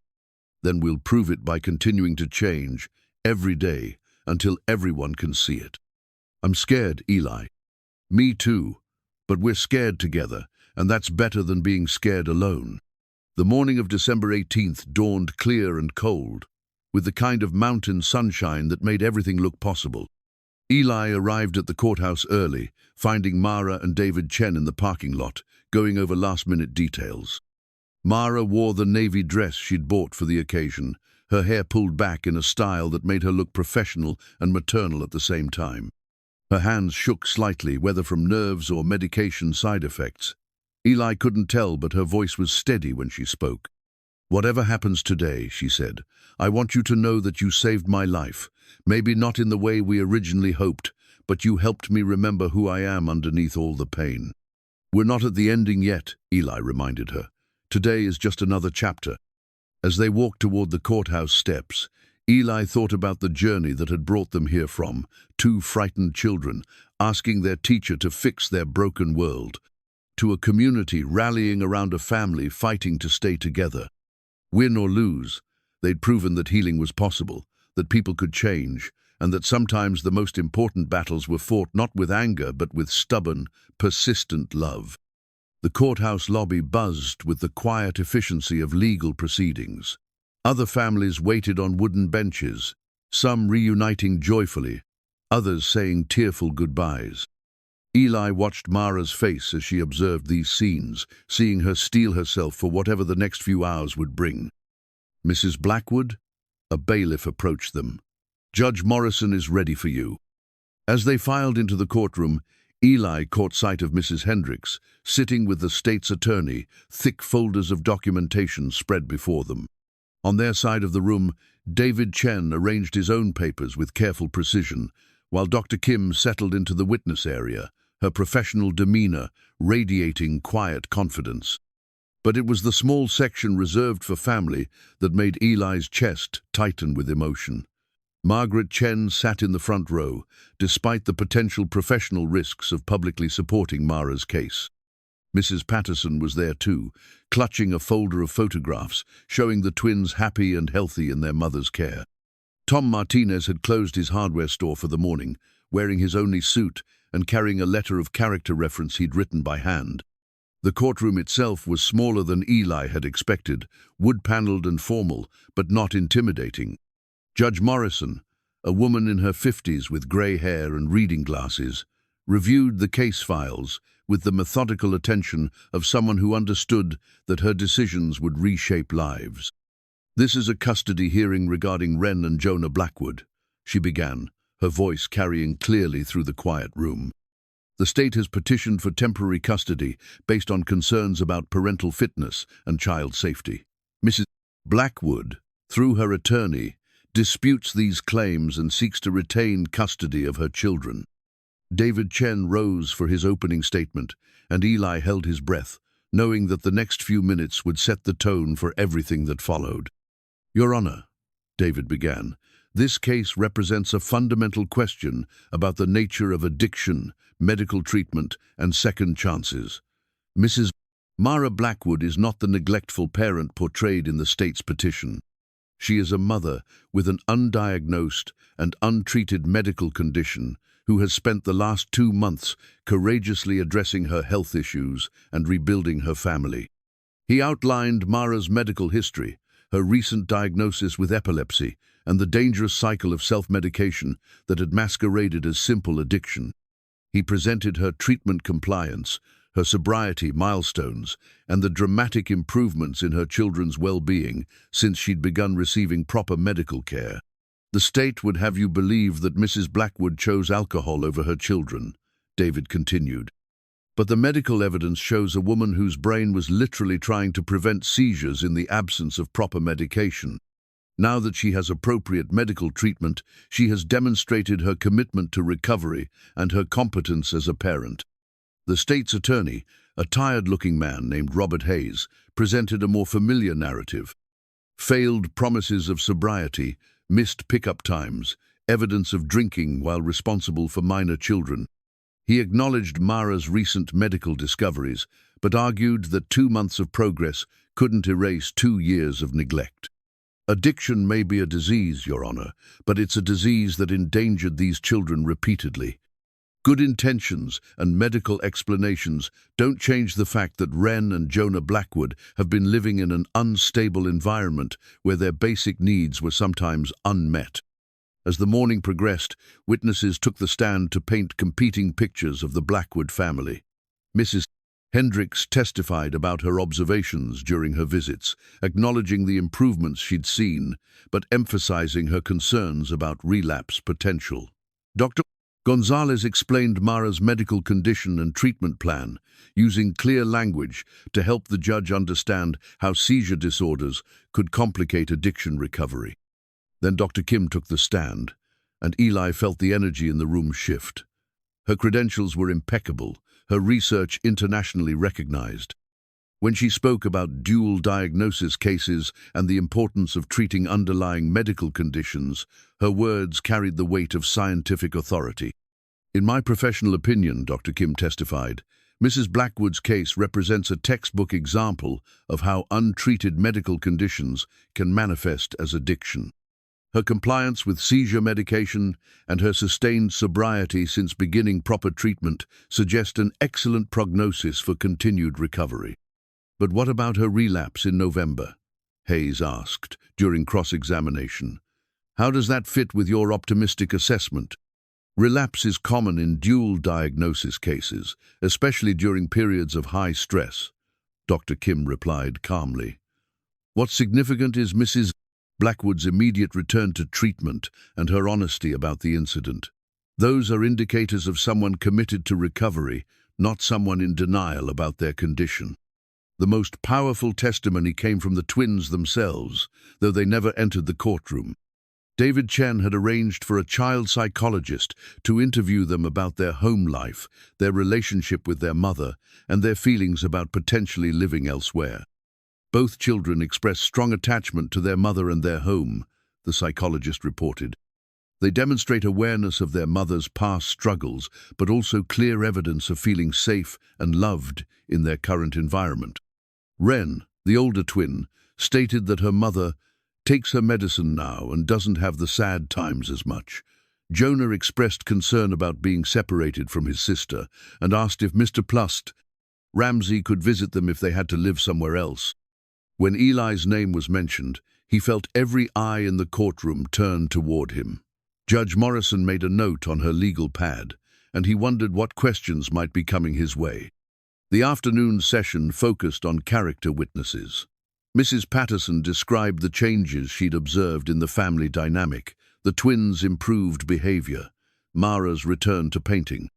Tom Martinez spoke about her sobriety, her responsibility in paying down old debts, the quiet dignity with which she'd faced the community's judgment. Principal Chen's testimony was particularly impactful. She described the twins' academic and emotional progress, their consistent attendance, their evident happiness when discussing their home life. "In my 15 years as an educator," she concluded, "I've seen many families in crisis. The Blackwood children are not exhibiting the behavioral patterns we typically see in neglected or endangered students. They're thriving children who clearly love and trust their mother." As the day wore on, Eli realized he was holding his breath more often than not, releasing it only when testimony went in Mara's favor. The courtroom had become a crucible where 2 years of pain and 2 months of healing would be weighed against each other, where good intentions would be measured against past failures. When Judge Morrison called for a 30-minute recess before closing arguments, Eli followed Mara and David into the hallway. She leaned against the wall, looking exhausted but determined. "How do you think it's going?" she asked David. "Better than I hoped," he admitted. The medical testimony was strong, and the character witnesses painted a compelling picture of your recovery, but Hayes made some valid points about your history. "It's going to come down to whether Judge Morrison believes people can truly change." "They can," Mara said quietly. "I'm living proof that they can." As they prepared to return to the courtroom for closing arguments, Eli caught Mara's hand. "Whatever happens," he said, "you've already won the most important battle. You chose to fight for your children instead of giving up. You chose to get help instead of hiding. You chose hope over despair. That matters, regardless of what the judge decides." Mara squeezed his hand, her eyes bright with unshed tears. "Thank you for believing in us when we couldn't believe in ourselves." The bailiff called them back into the courtroom, where Judge Morrison would hear final arguments before making a decision that would determine whether 2 children would wake up in their own beds on Christmas morning or begin learning to call someplace else home. The courtroom Bible sat on the witness stand, its black leather cover worn smooth by countless hands that had sworn to tell the truth. When Judge Morrison called Mara Blackwood to testify on her own behalf, the small book seemed to radiate the weight of moral reckoning that would determine a family's fate. Mara's hands trembled slightly as she placed her palm on the Bible and raised her right hand. Her voice was clear when she took the oath, and Eli noticed how she looked directly at the judge when she promised to tell the truth, the whole truth, and nothing but the truth. David Chen approached the witness stand with careful steps, knowing that the next few minutes would either save this family or tear it apart forever. "Mrs. Blackwood," he began gently, "please tell the court about your children." For the first time all day, Mara's face transformed completely. The worry lines around her eyes softened, and something bright and fierce sparked in her expression. "Ren and Jonah are the best part of who I am," she said, her voice gaining strength with each word. "Ren has this incredible imagination. She creates whole worlds in her mind and then draws them on paper. She wants to be an artist like her mama, but better," she says. More colorful, Mara's smile was radiant despite her tears. "And Jonah sees patterns everywhere. He can look at a pile of leaves and tell you how they fell from the tree, or watch clouds and predict exactly when it's going to rain. They're brilliant and kind and brave in ways that humble me every single day. Tell us about your struggles with addiction." The light in Mara's face dimmed, but she didn't look away. "I started drinking after their father left. I told myself it was just to get through the hardest days, just to quiet the voice in my head that said I was failing them. But it became bigger than that. It became the thing I needed to function, and then the thing that kept me from functioning." "Did you understand at the time that you had an underlying medical condition?" "No," Mara said firmly. "I thought I was weak. I thought I was choosing alcohol over my children, and the guilt of that made me drink more. It was a terrible cycle that I couldn't break no matter how hard I tried." David guided her through the medical discovery, her treatment compliance, and the changes in her family life over the past 2 months. With each answer, Mara painted a picture of a woman who had been fighting a battle she didn't fully understand until recently. "Mrs. Blackwood," David said, approaching the heart of his case, "if Judge Morrison allows you to retain custody of your children, what assurances can you give this court that they will be safe and well cared for?" Mara was quiet for a moment, gathering her thoughts. When she spoke, her words carried the weight of a vow. I can promise that I will take my medication every day, because I know now that my brain needs it to function properly. I can promise that I will continue attending AA meetings and working with my sponsor, because I've learned that recovery is something I have to choose every single day. I can promise that I will keep every medical appointment, every counseling session, every check-in that anyone asks of me. She paused, looking directly at Judge Morrison. But most importantly, I can promise that my children will never again have to wonder if their mother loves them more than she loves a bottle. They will never again have to take care of me instead of me taking care of them. They will never again have to be afraid that I might disappear into my own pain and leave them alone in the world. Her voice broke slightly on the last words, but she continued. I can't promise I'll be a perfect mother, no one can promise that. But I can promise I'll be a present mother, a sober mother, a mother who chooses them every single day for the rest of my life. The courtroom was completely silent when she finished. Even the court reporter had stopped typing, caught up in the raw honesty of Mara's testimony. Then Robert Hayes stood for cross-examination, and the atmosphere grew tense again. Mrs. Blackwood, he began, you've made promises before, haven't you? To your children, to yourself, to others in your life. How is this promise different from all the ones you've broken? Eli watched Mara absorb the blow, saw how the question hit her like a physical strike. But instead of crumbling, she straightened her shoulders. You're right, she said quietly. I have made promises before that I couldn't keep. But those promises were made by a woman who was trying to fight a medical condition without proper treatment, a woman who was drowning and didn't know why she couldn't swim to shore. And you believe that medical treatment changes everything? I believe that understanding what I was fighting changes everything, Mara replied. I believe that having support changes everything. I believe that choosing to get help instead of trying to handle it alone changes everything. Hayes pressed harder. You relapsed just last month, even after beginning treatment. What guarantee do we have that it won't happen again? You don't, Mara said simply.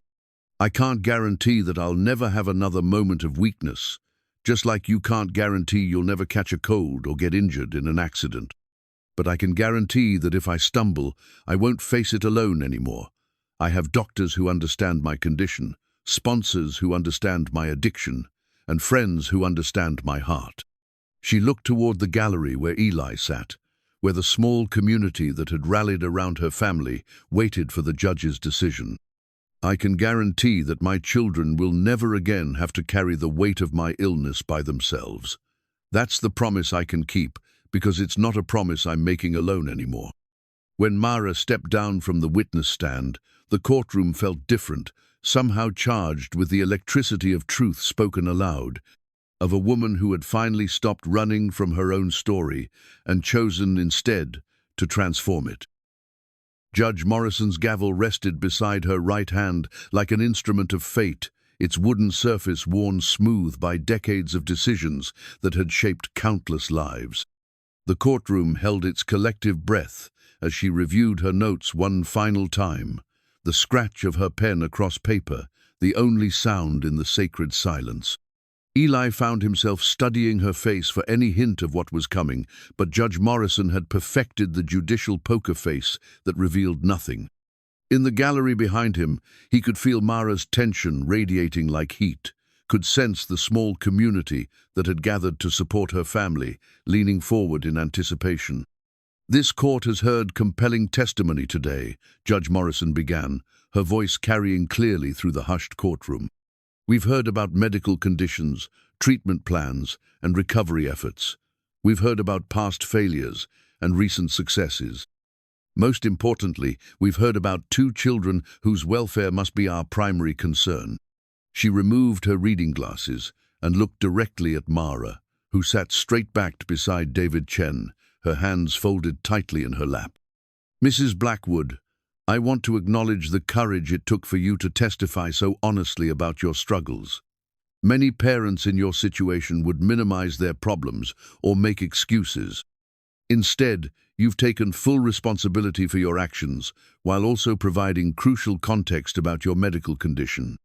Eli felt a flicker of hope at the judge's tone, but he'd sat through enough academic committee meetings to know that positive opening remarks didn't guarantee positive outcomes. However, Judge Morrison continued, and the word fell like a stone into still water, this court must consider not just intentions and promises, but patterns of behavior and realistic assessments of risk. She opened the case file and began reviewing the evidence systematically. The state has documented instances of neglect, missed school pickups, and periods when the children were left to care for themselves. These are serious concerns that cannot be dismissed simply because we now understand their underlying causes.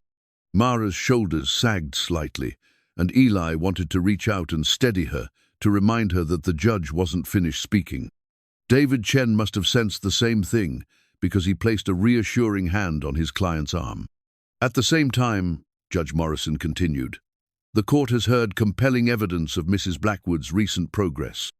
Her medical treatment compliance, her sobriety milestones, and the improvements in her children's well-being are all significant factors in this decision. She turned to address the state's attorney. Mr. Hayes, your office has done its job in bringing these concerns to the court's attention. Child protection requires vigilance, and sometimes that means making difficult recommendations. However, the evidence presented today suggests that removal of these children from their mother's care would be more traumatic than therapeutic. Robert Hayes nodded professionally, though Eli could see disappointment in his posture. The state's case had been thorough and well presented, but it hadn't accounted for the medical revelations that had reframed everything. Dr. Kim's testimony was particularly compelling, Judge Morrison said, consulting her notes. Her expertise in dual diagnosis cases and her assessment of Mrs. Blackwood's prognosis carries significant weight with this court. When a recognized expert in addiction medicine states that a patient has an excellent chance of sustained recovery with proper treatment, we must take that professional opinion seriously. Eli exchanged a quick glance with Margaret Chen, seeing his own cautious optimism reflected in her face. The judge was building towards something, but they wouldn't know what until she reached her conclusion. The character witnesses painted a picture of a woman who has made significant changes in her life and a community willing to support her continued recovery. Mrs. Patterson's observations about family dynamics, Mr. Martinez's testimony about Mrs. Blackwood's responsibility and sobriety, and Principal Chen's report on the children's improved school performance all suggest that this family is healing rather than deteriorating. Judge Morrison paused, gathering her thoughts for the final pronouncement. The courtroom was so quiet that Eli could hear his own heartbeat echoing in his ears. Therefore, this court finds that while Mrs. Blackwood's past actions were concerning and placed her children at risk, her recent progress demonstrates a genuine commitment to recovery and improved parenting.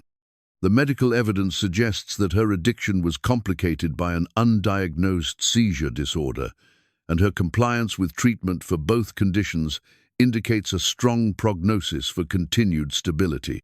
Mara's hand flew to her mouth, tears streaming down her face as she began to understand what the judge was saying. Custody of Wren and Jonah Blackwood will remain with their mother, Mara Blackwood, subject to the following conditions. Mrs. Blackwood will submit to random drug and alcohol testing for a period of 6 months. She will maintain compliance with all medical treatments and attend all scheduled therapy appointments. She will continue participating in Alcoholics Anonymous or a similar support program. Monthly home visits by social services will continue for 6 months, with quarterly visits for an additional year. The judge's gavel came down with a sharp crack that seemed to break the spell of silence. This court is adjourned. The courtroom erupted in quiet celebration as Mara collapsed into David Chen's arms, sobbing with relief. Mrs. Patterson was crying in the gallery, and Tom Martinez was shaking hands with anyone within reach. Margaret Chen made her way to Eli's side, squeezing his shoulder with wordless understanding. But it was the moment when Mara turned to look at him through her tears that Eli would remember forever. In her face, he saw not just gratitude but transformation, a woman who had faced the worst judgment she could imagine and emerged still whole, still a mother, still fighting for the life she wanted to build. "We did it," she whispered when she reached him. "We actually did it." "You did it," Eli corrected gently. "You stood up and told your truth, and it was enough." As they gathered their belongings and prepared to leave the courthouse, Eli thought about the twins waiting at school, unaware that their world had just been saved. Tomorrow was December 19th. Christmas was 6 days away. For the first time in 2 years, the Blackwood family would spend it together in their own home, not as perfect people but as healing people who had refused to give up on each other. 6 months later, the new family drawing covered most of Wren's desk during art time, a crayon masterpiece that told the story of transformation in primary colors and careful strokes. The house still had the same red door, but now flowers bloomed in window boxes and the sun overhead looked less desperate, more naturally bright. The 3 figures in front, mother, daughter, son, stood closer together than in previous drawings, their stick figure hands interlinked.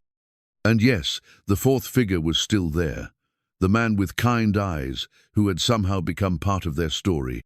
"It's our real family now," Wren explained to Eli as he admired her artwork. "Not pretend like before, real like it is, every day."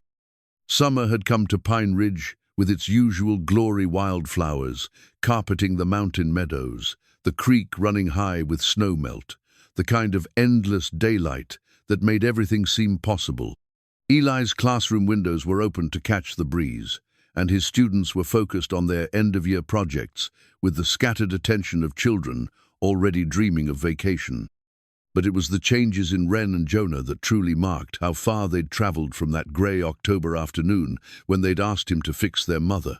The hypervigilance had faded from their small faces, replaced by the natural curiosity of children who felt safe enough to explore their world. They laughed more readily, spoke up more often, and had developed the kind of sibling rivalry that only emerged when kids didn't need to band together against adult chaos. "Mr. Ramsey," Jonah said, approaching his desk with the careful formality he still used for important announcements. "Mama wants to know if you can come to dinner tonight. She's making her special spaghetti, and she has something to show you."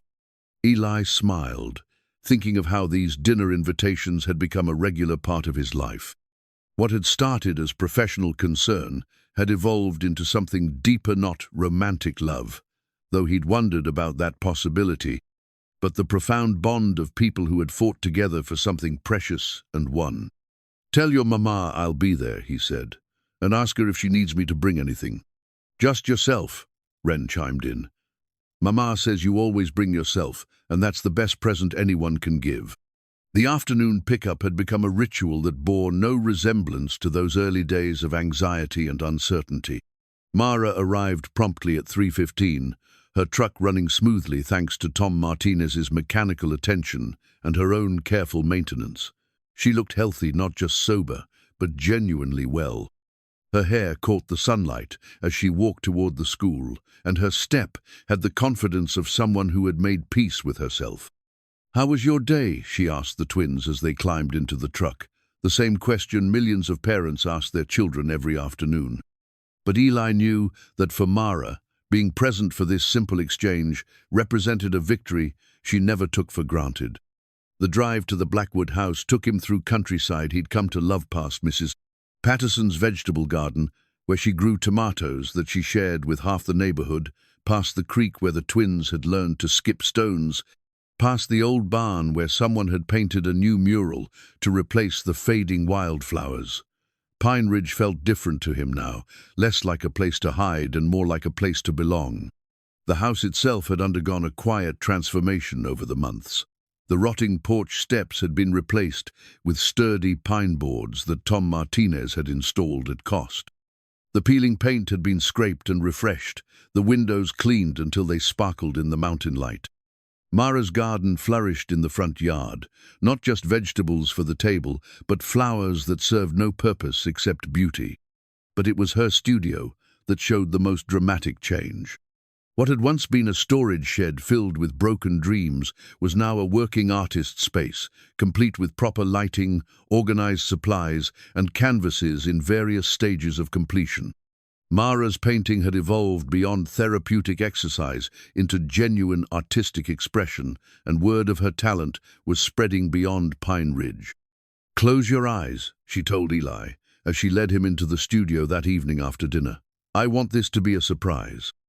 When she told him to look, he found himself staring at a painting that took his breath away. It was the view from the elementary school playground, the mountains in the distance, the old oak tree where the twins used to sit, the building itself bathed in golden afternoon light. But in the foreground, painted with loving detail, were dozens of children at play, their faces bright with joy and possibility. "It's for the school," Mara explained, suddenly shy. "Margaret asked if I'd be willing to donate something for the main hallway." I thought about all the places that shaped our lives, and I kept coming back to that playground where my children learned they were safe. Eli studied the painting more closely and realized he could identify individual students: Sarah's grandmother, picking her up by the fence, Tommy's mother in her nurse scrubs. The twins themselves sitting under their tree but no longer isolated, now surrounded by friends who had learned to include them. "It's extraordinary," he said, meaning it completely. "You've captured something essential about childhood, about the safety that allows kids to be kids." "I had a good teacher," Mara said softly, and he knew she wasn't talking about art instruction. Later, after the twins were asleep and the dishes were done, Eli and Mara sat on the front porch, watching fireflies dance in the gathering darkness. These quiet conversations had become precious to both of them: time to process the day, to plan for tomorrow, to acknowledge how far they'd traveled from those desperate early days. "The social worker came by yesterday," Mara said, her tone conversational rather than anxious. "Mrs. Chen, Margaret's replacement since Mrs. Hendricks retired. She said this will probably be one of the last visits, officially, I mean. She might still stop by sometimes just to say hello." "How does that feel?" Eli asked. "Free," Mara said immediately. "Like I'm finally trusted to be their mother without supervision. Like I've proven that people can change, really change, when they get the help they need." A comfortable silence settled between them, filled with the sounds of a summer evening in the mountains, crickets chirping, the distant call of an owl, the rustle of wind through pine needles. "Eli," Mara said eventually, "I need to ask you something, and I want you to answer honestly." He turned to face her, noting the serious tone in her voice. "When this all started, when the twins first asked you to help, did you ever really believe it would work out? Did you ever think we'd make it to this place?" Eli considered the question carefully, thinking back to that October afternoon when two frightened children had shown him their drawing of a broken family. "I believed you deserved the chance to try," he said finally. "I believed your children deserved someone who wouldn't give up on their family. But honestly, I was terrified most of the time that we'd fail, that I'd have to watch another family destroyed by addiction." "Another family?" It was the first time he'd mentioned his own history directly, though Mara had sensed the personal connections that drove his commitment to their cause. "My mother," he said simply. "She died when I was 10. Alcohol poisoning. I spent my whole childhood waiting for someone to save her, to save us. When your twins asked me to fix their mother, I couldn't walk away from that request." Mara reached for his hand, her fingers warm and steady. "I'm sorry you lost her, but Eli, you have to know you didn't just save us, you saved yourself too. You got to be the person who doesn't give up. You got to rewrite that ending." As if summoned by their conversation, the twins appeared in the doorway wearing pajamas and sleepy expressions. "We can't sleep," Ren announced. "The moon is too bright, and we keep thinking about happy things." "What kind of happy things?" Mara asked, opening her arms to gather both children close. "About how tomorrow is Saturday, and we can paint in the studio," Jonah said. "About how Mr. Ramsey is going to help us build that treehouse," Ren added. "About how we're a real family now," they said together, with the unconscious synchronization that twins sometimes shared. Eli looked at the four of them sitting together on the porch of a house that had been transformed by love and hard work and stubborn hope. In Wren's latest drawing, he'd been included in their family portrait, not as an outsider looking in, but as someone who belonged in the picture. Sometimes the most important questions children asked weren't about math or science or reading. Sometimes they asked you to believe in healing when healing seemed impossible, to choose hope when despair made more sense, to stay when leaving would be easier. The twins had asked him to make their mother better, and in trying to answer that impossible request, they'd all discovered something profound. Families weren't just born, they were built. Love wasn't just felt, it was chosen. And sometimes, if you were very lucky and very brave, you got the chance to help write an ending that was better than anyone dared to dream when the story began.